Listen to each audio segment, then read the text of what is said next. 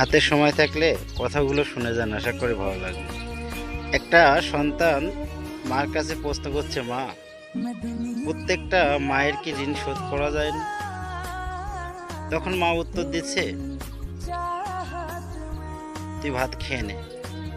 তখন বলছে সন্তান, মা, আমি তো বলেছি যে মায়ের ঋণ শোধ করা যায় না, তুমি তো উত্তর দিলে না। তখন মা বলছে যে মা ঋণ শোধ করা যায় কিনা দেখবি। তখন মা বলছে, যাই ভাত তুই আজকে আমার খাইয়ে দিবি। তা বলছে, তুই প্রশ্নের উত্তর দিলে না, ভাত খাওয়ার কথা বলছো। তা বলছে, ঠিক আছে, তোমাকে আমি ভাত খাইয়ে দিচ্ছি। তখন মায়ের গালে যখন প্রথম এক গাল ভাত দিয়েছে সন্তান, তখন মা জিজ্ঞেস করছে, বাবা, ওই যে গাছে বসে আছে ওটা কি? হচ্ছে পাখি। তারপর দ্বিতীয়বার আবার যখন ভাত দিয়েছে সন্তান, তখন জিজ্ঞেস করছে, বাবা, ওই গাছে বসে আছে ওটা কি? তা বলছেন, ওটাও পাখি।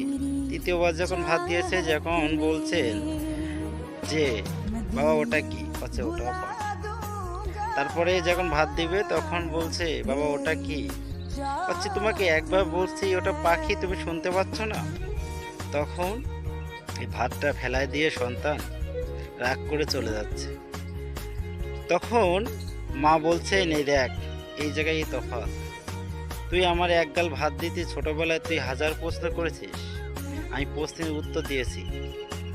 তুই 1000 প্রশ্ন করেছিস, আমি একবারও রাগ করিনি। কিন্তু তুই 2 থেকে 3 বার ভাত দেওয়ার পরে ভাত ফেলিয়ে দিয়ে চলে যাচ্ছিস। তখন সন্তান সে মাকে জড়িয়ে ধরে বলছে, মা, আসলে ঠিক বলছে।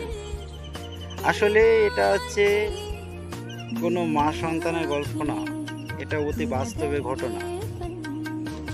প্রত্যেকটা মায়ের প্রতি ভালোবাসা রইল।